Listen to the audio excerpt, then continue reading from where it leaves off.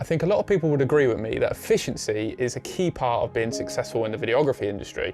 I mean, less time it takes to set up your gear, the more time you have to compose and, really hone in that shot that you want.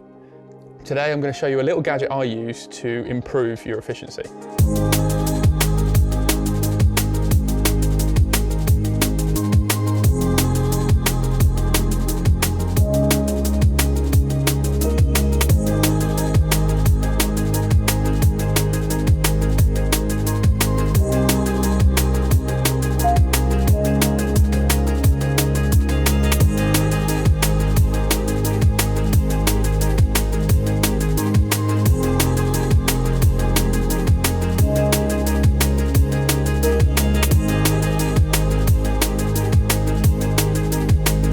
So this is the iFootage Seastars Q1.